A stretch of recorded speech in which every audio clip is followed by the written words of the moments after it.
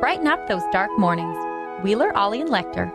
Mornings at the Cabin. Mornings at the Cabin for your Friday morning. Wheeler, Ollie, and Lecter with you on this beautiful morning. It's only minus 2.9 and it's 7:01 a.m. That's right. It's time to wake up. And if you're not awake, well, we'll just let you sleep. We'll just keep letting you sleep. Go ahead. Go back to sleep. Go back to sleep. We're just going to shuffle around like a girlfriend getting ready in the morning. I can turn the lights on. Okay. Do you find that when you get up in the morning before Nicole has to get up, Lecter, do you try your best to be as quiet as possible? Yes. Yes. Is the reverse true? I think so. Is it? Generally. You're very lucky. Maybe I just that asleep. Well, maybe you are. I'm a bit of a light sleeper, I suppose.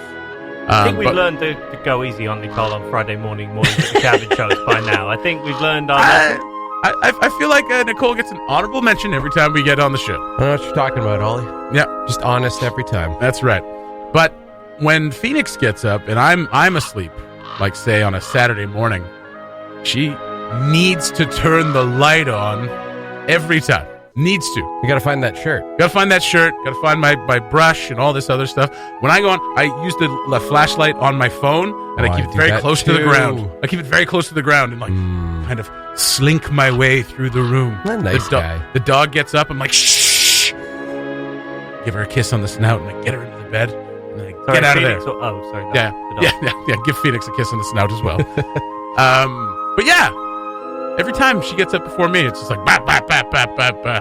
It's adorable. Annoying. It's adorable. No, adorable. Great. That's great. Okay. That's great. I love it. That's fine. Mornings at the Cabin, the podcast. Mornings at the Cabin. Your living dank meme. Wheeler and Lecter with you on a Friday morning. Edibles are now legal across the country. It took just about a year, or just over a year, for edibles to become legal. The big kerfuffle around edibles is that it's hard to manage dosage, and they look like candies. Mm-hmm. So a lot of people really still up in arms about edibles being legal. However, for a lot of people who imbibe cannabis, can't smoke it. And smoking cannabis is legit the worst way to imbibe cannabis because you are still burning a leaf and carbon into your lungs. It's not exactly the healthiest way to do it. So a lot of people like to do the oils or the capsules or the edibles. So why not make it a bit more palatable so you can make cookies and other baked goods. We know that there's a chef in town who's looking to do an edible infused dinners. Robin Washichna, he's doing those, and he's making oils and and cooking oils and things like that infused with THC and CBD oil, so that you can have these things and not have them be like, I don't know if you've had this experience, but I've had the experience of having an edible back in the day when somebody just made like a plate of brownies, right? Yeah. And no one knew what they were doing. Yeah. They were just like, I made the butter, I put it in the brownies, and there it is. And then you have a square of one, and for like an hour you're like, well, I don't feel anything, so I'll have another one. And then you have another one, and then guess what? You feel like death. You're gone. You feel like you're going to die. And I mean, I have what would be called greened out. I mean, that's a very colloquial way of saying it, but I have had so much cannabis or THC that I've gotten sick. Yeah. Right? It's happened to me before. Or at least gotten to the point where it's just like I have to go lay down and maybe have something to eat and just not talk to anybody for an hour. It's the more colorful version of the alcohol blackout. Yeah, that's right. Yeah, exactly. It's the green out, and it's just it's not quite as bad, and you don't have that hangover. Well, it can be. Yeah. Have you ever? I mean, when you feel like you're gonna die, that's never a nice feeling. Well, no, I mean, like not literally die. You're not just kind of like, oh god, this is too much. So it's possible, right? There are people who say that you can't get sick off cannabis. Obviously, you can. You absolutely can. The big concern, especially when it comes to edibles, is that they're candies. A lot, like the predominance of edibles is baked goods and candies. Yeah, hard candies, gummy bears, cookies, brownies, things like that. So people are very concerned that, like, well, these things look like candies. Like, how are we not telling kids to eat edibles? And it's like, well, here's the argument against that, is that it's just like alcohol. Alcohol has cotton candy flavors. It's got candy flavors. Alcohol, and not to mention the cachet of just wanting to try alcohol because it's literally everywhere, and you've probably been watching grown-ups around you your whole life imbibe. Keep it out of the reach of children. It's pretty simple. It's just like cannabis, the actual cannabis, or even your cigarettes. You keep them out of reach of children. So if you are an adult who has edibles, there you go. You keep them out of reach of children. Of course, there are going to be people who aren't that responsible, or kids get curious and they find them, and there you go. I once ate a whole roll of Tums thinking they were mints. So it happens. It happens. Okay, but they were Tums, so it wasn't too bad. But your gut felt amazing. Great. Oh, my Lord. I've never felt so light and free. I feel like I could eat all the wings I ever wanted to Absolutely. right now. I feel like no repercussions. I feel like I could run through a field with white pants on and just feel free. Oh, God, it was a great time. But so that is the big concern. So I guess, and in that light, imagine that you ate an entire roll of edibles, edible mints. Oh, you would not be feeling good, depending on the dosage. Again, depending on the dosage. So if you get people that know what they're doing, but kids don't know what they're doing. But kids don't know what they're doing, right? But I mean, you have people who know what they're doing, and you can manage the dose, right? Then you have the safety concerns kind of are alleviated a little bit. But I mean, the other concern being is that how do you manage the dose? How do you know? And like, I mean, there are people who do know. I don't know how to manage that dose. I mean, I guess you could just like, well, I put a gram into this and I'll divide it by 10. I don't know. Yeah. So I mean, there are people who do know and I don't. So that's the big concern, is that like kids will be drawn to these things because they're candies. And I've seen multiple people post about it on Facebook about how concerned they are. It's like, how can this possibly be legal? They look exactly like candies. They are candies. And it's like, well, it's just like alcohol.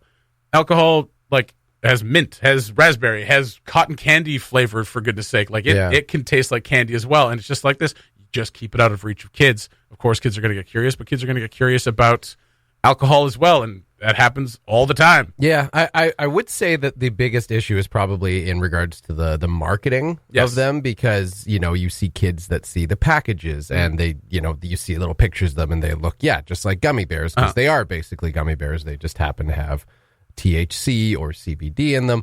But like with what you're saying with alcohol, the comparison there, it's actually a really good point, because especially up here, like in other places, I don't know exactly the ins and outs of how they're handling cannabis legalization. I think they're all private stores, if not government all. No, there's run. Government stores as well. Yeah, but there's a mixture of both. There is. Like, right here, we just have the government run. Just like in Ontario, LCBOs, and they've got private dispensaries as well. Right. Halifax, very similar. Right. Yeah.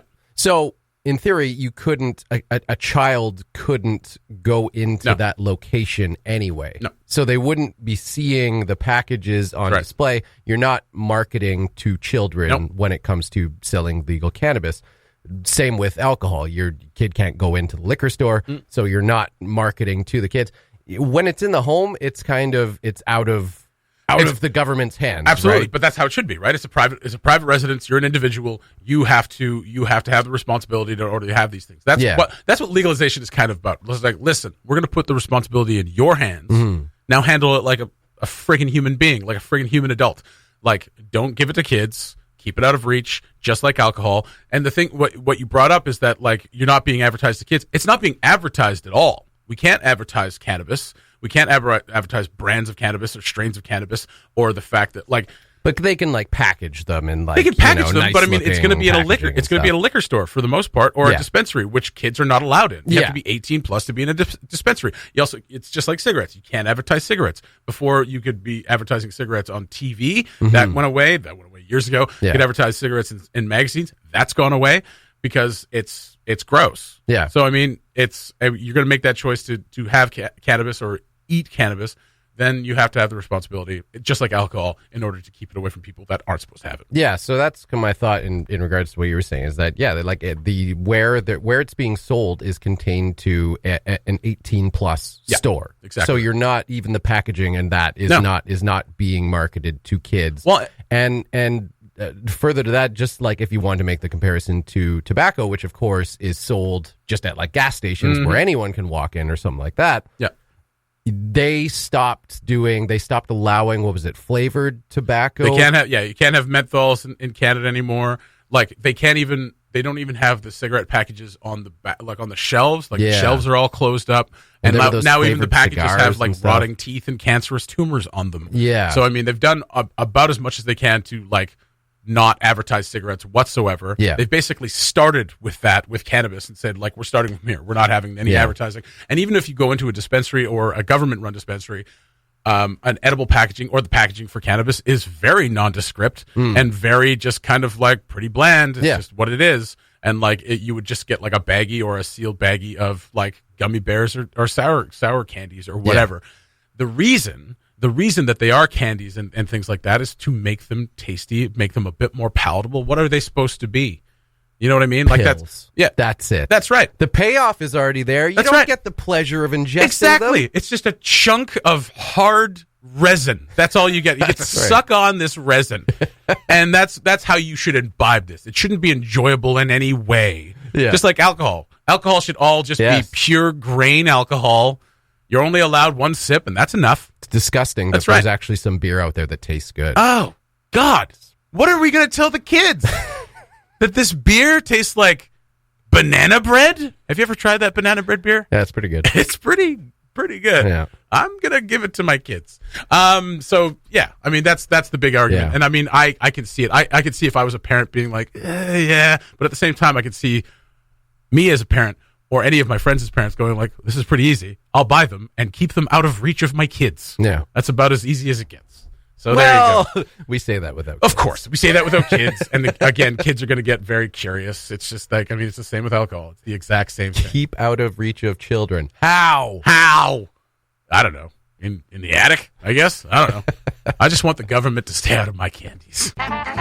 The Mornings at the Cabin podcast was recorded before a sort of live, thankfully not in the studio, audience. Ollie already ruining our mornings as he wants to do every time he drops a news story like this. It's going to be minus 16 tonight. So all of you talking about climate change are obviously off your rocker because it's going to be minus 16 tonight and it's October 25th. We're going to have a cold Halloween, possibly. I don't know. Ollie, sounds like why is this news? At the moment, why is this news? I'm joking. Because it's cold. It is cold. Minus 16 compared to what we've been having. It's cold. Mm-hmm. It got up to plus 5 yesterday. It's heading that way. What, cold? Yeah. Yeah, well, winter is... Trend-wise. Yeah, well, winter, you know. Yeah. And all that. Halloween forecast, not so bad. Right now, 7 days out there, plus forecasting minus 3 during the day. Oh, nice. Which is... You can live with that. Well, you can live with that, except it's going to be like last year where everything melted during the day, and then it's going to be minus, 3 to 5 at night, and everything gets super slippery, and one of us is going to break an ankle. Well, let's not forget last year, the main casualty was my phone. That fell out of my pocket, got driven over by about 7 or 8 trucks in a row. And still worked. Wow. And did not work. Oh, yeah, that's right. It sort of flickered to life, but it sort of, you couldn't see anything, and that was the end of that. Ah, well, there you go. And Shannon. And Shannon was also a casualty, yes. I can't remember what happened to Shannon. Shannon into became a zombie. Oh, yeah. Jeez. I forgot. She's fine now. She's fine now. Yeah, but actually, I think it's improved the show. I think Shannon Moore 1 to 4 has never looked back since she became a zombie. I think it gave her a different perspective, which I think was good for her. Yeah. She needed it. She did. The cooking segment of that show is way different now. it's mostly sweetbreads. Anybody? No? Sweetbreads are brains. Oh. Anyway. What? Aren't sweetbreads brains? What are you talking about? Or are they intestines? Sweetbreads. Huh? The food. What? Okay. You guys talk amongst yourselves about the weather. Give me a second. Uh-oh. Oh, look out. He's having to look something up. I love it when he has to look something up. It's the throat, gullet, and neck. And also stomach, belly, and guts.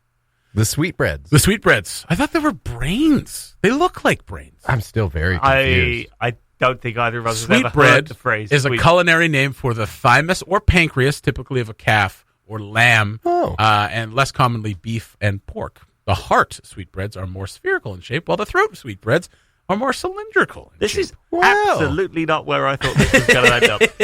Well, we were talking about our cooking show, and for whatever reason, in this moment, I thought sweetbreads were brains. Well, you know what? That was still pretty good. Yeah, right. Because zombies don't. Well, they like the intestinal. They like the brains best, but they'll eat everything else. Absolutely. They're very economical about their. Well, some of them save the brains for last. Yeah, you know what I mean. That's right. Go and save the brains for last. Good. All right. Yeah. Vanessa Williams coming back and all the way around. all the way around. But they'll start with the sweetbreads. Sweetbreads are usually served as an appetizer. To so take that makes this sense. break further off course, Oh, no. I don't know if you heard yesterday. What? I don't know if he did it, but Jay Bear was telling me that he was inspired to play something of his guilty pleasure. I played Everything I Do It For You on the 90s at 9 yesterday, did. and he messaged me and said, if I didn't know any better, I would swear you actually like this song. And I it's said, an incredible song. Jay Bear, I have never said I don't like this song. How dare you I even absolutely accuse do me of that? love it. Yeah. So he's like, well, maybe I'll play a guilty pleasure. I was like, yeah. There's no such thing as a guilty pleasure, first Pub of all. Stumpers last night, they played a Vanessa Williams song. Hell yeah. As soon as they hit that note, Jesse was like, yes! Literally nobody else reacted. No to one. the entire No bar. one. Everybody laughed at me. What was the song you picked? My guilty pleasure? Yeah. I don't have one because Everything I Do It For You is not a guilty pleasure. There's no such It thing is as a guilty pleasure. If you derive celebrated pleasure from it, don't feel guilty. That's I would right. just point out that Unless there it's are murder. a lot of crimes. There are a lot of lot crimes of that crimes. are guilty pleasures. Okay.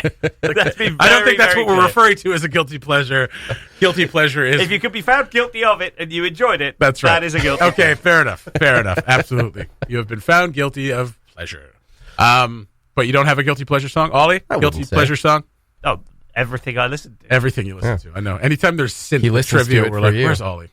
Okay. That's... that If was it involves terrible. Sting or Phil Collins, that's my guilty pleasure. There's the new game. Sting or Phil Collins. But no, what's the game? Phil Collins or Genesis? Every time it comes on. Phil Collins or Genesis? Go. Yeah. All right. I'm just like, next.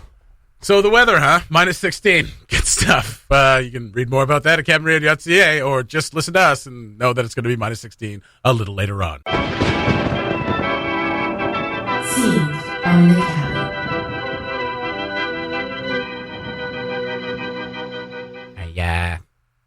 I want to tell you my secret now.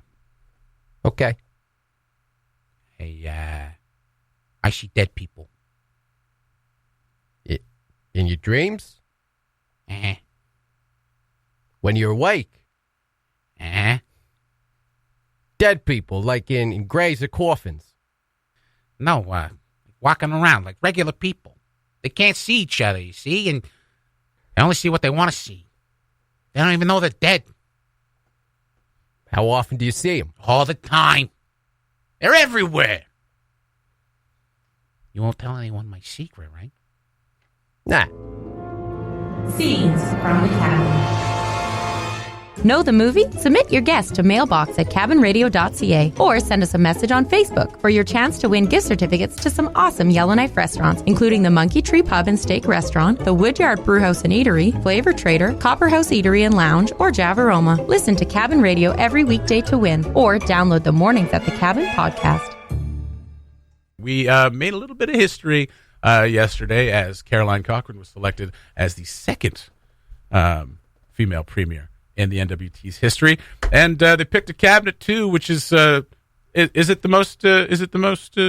Ollie over there, Ollie. It is the most Ollie over there. That's what I thought. Ollie over there, mostly. What was the question? It's the most diverse cabinet in the country, is it?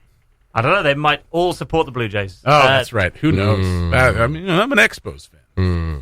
Well, it probably is the most diverse cabinet in the country. It's certainly the most diverse the NWT's ever had. Yeah, Because never elected 5 women before, let alone put them all in cabinet. absolutely, So, there you absolutely.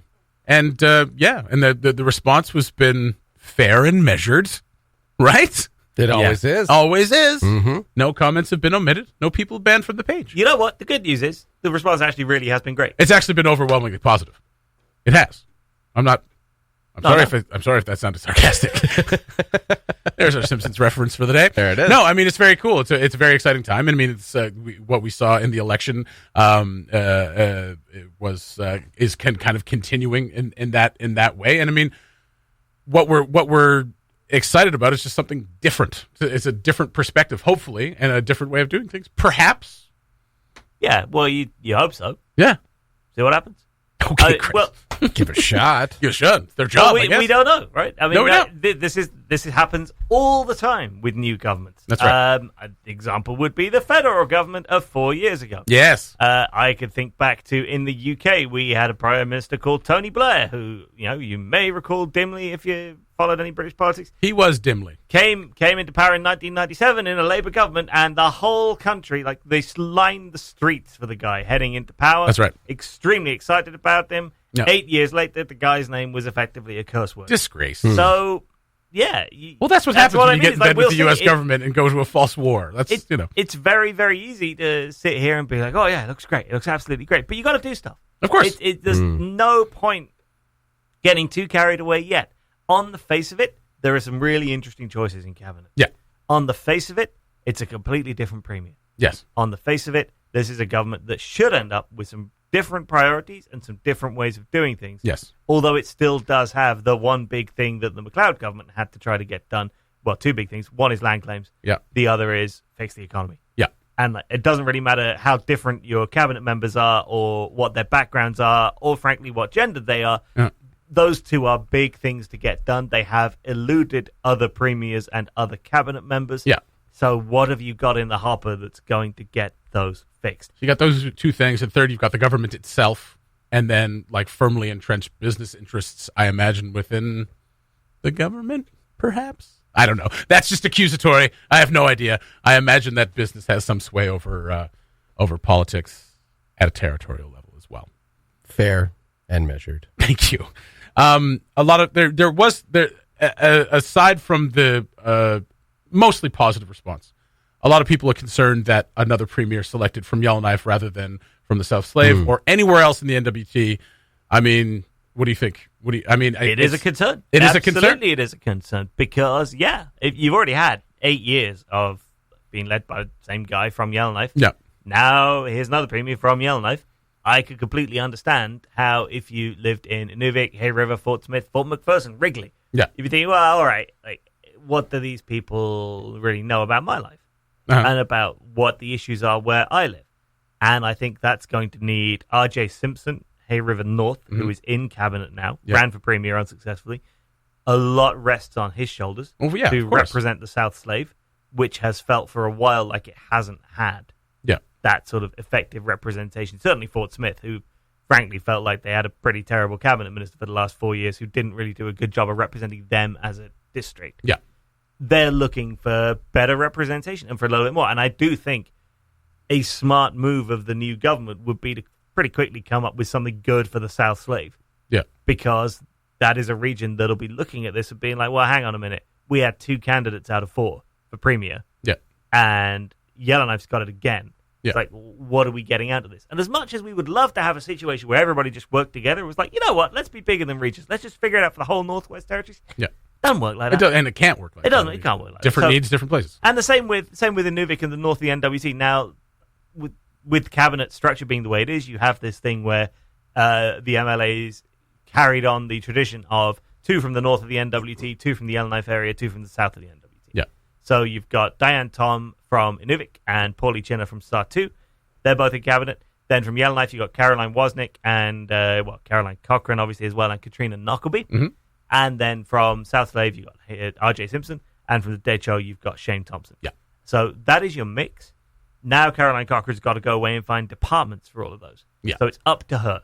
She'll go chat to everybody, and then she's got to come up with departments. She's talked about changing departments' names and merging departments. Okay. So we could see, for example, I think Lands and Macker was floated as a merger. Oh, wow. And I think they used to be together. They did. I don't know if they're going to go back or not. Certainly ITI was going to get a name change under Caroline Cochran. Didn't it just have a name change? Talk ITI? Yeah. Well, it depends. If you go back to the days of RWED, which Yeah, was that's right. like a long time ago. That's a while ago. So you could get whole departments changing their face a little bit along with getting new ministers. Now, Caroline Cochran is the only one in cabinet who's even been a minister before. That's right. So there is 2 ways of looking at that. One, you've got a very inexperienced cabinet, the most inexperienced cabinet that the NWT's had for a long time. On the other hand, you've also got the freshest cabinet that the NWT's had for a long time. And I think the least cynical. You could look at it that way. Yeah. You absolutely could look at it that way and say, well, look, all right, a lot of people dream of sort of putting in a completely fresh take. We want a really fresh take. This is it. Yeah. Kids, this is the fresh take. The take will not get fresher than this.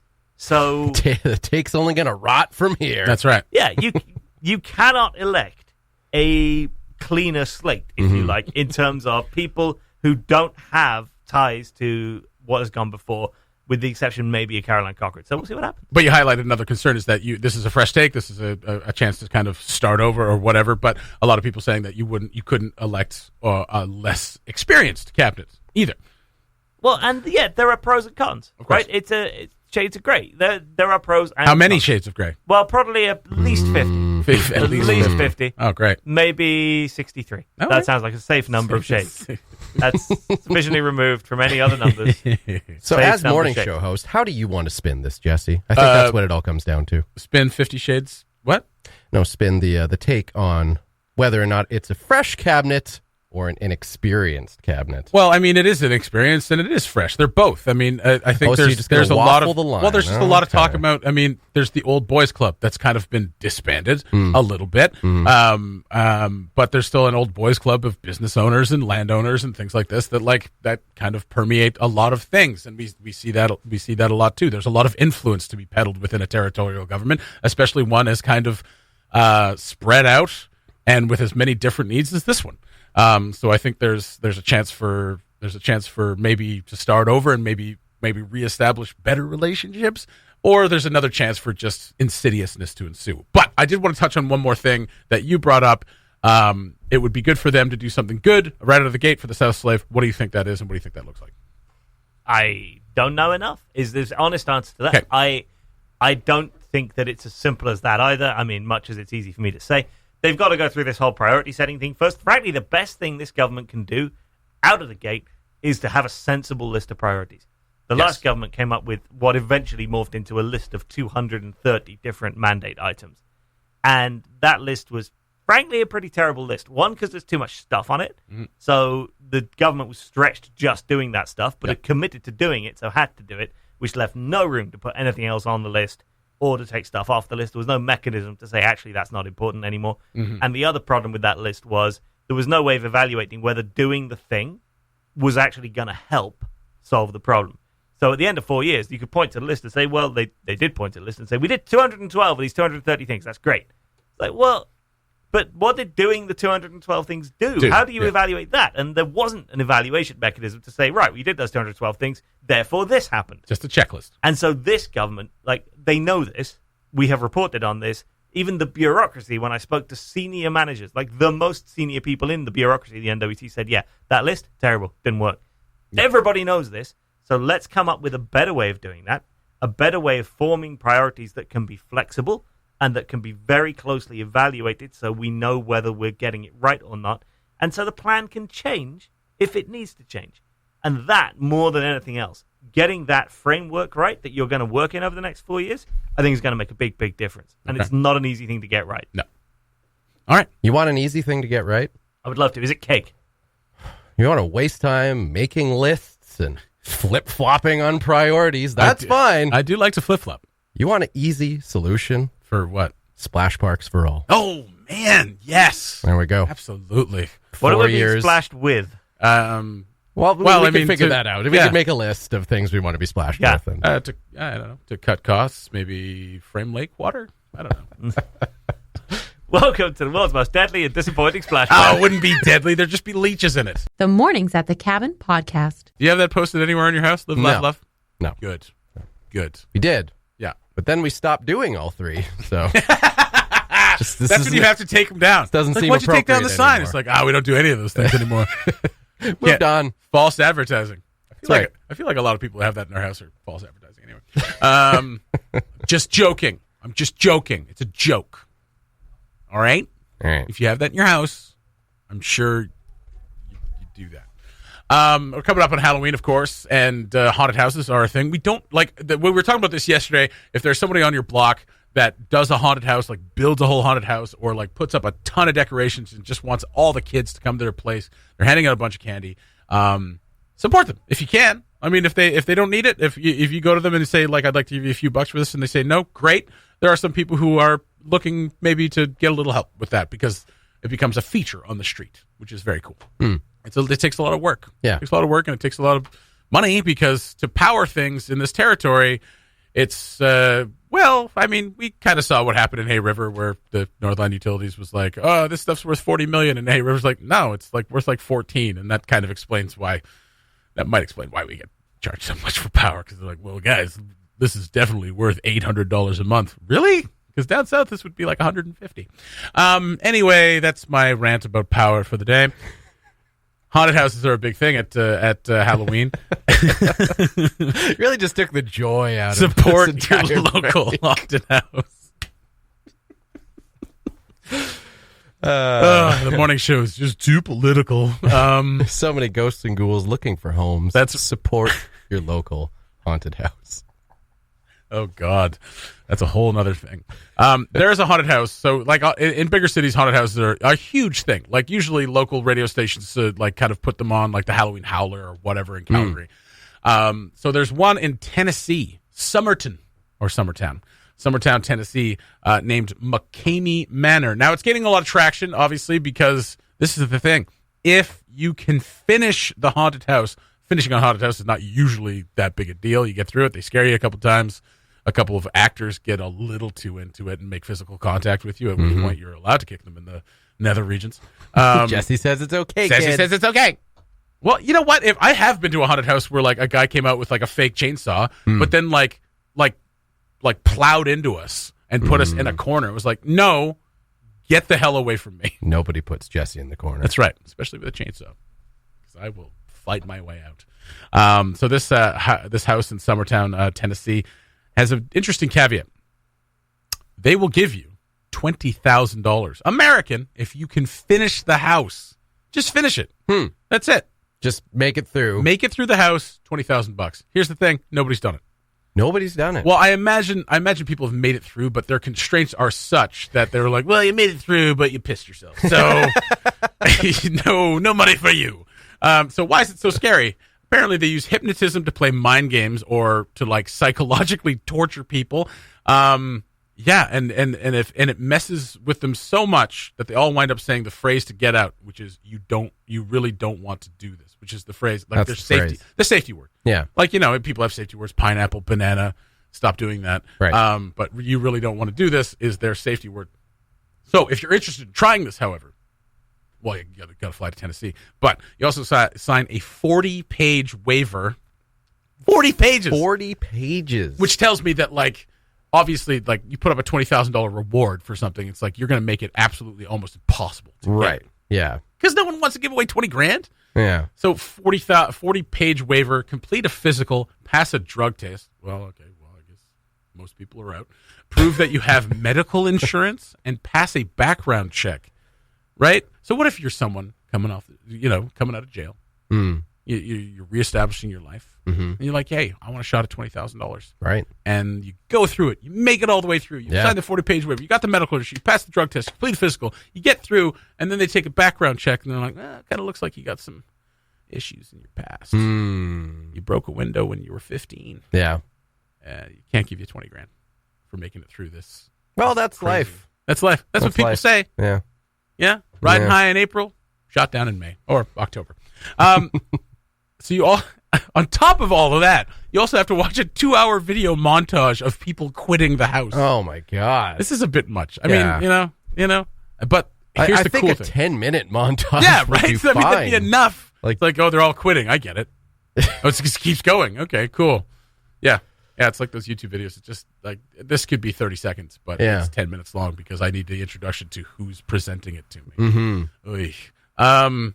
Greatest part about this, other than I would love to try this and see how messed up it actually is. Yeah, I don't even care about the $20,000. The price of admission for this, bag of dog food. So they're supporting the local SPCA.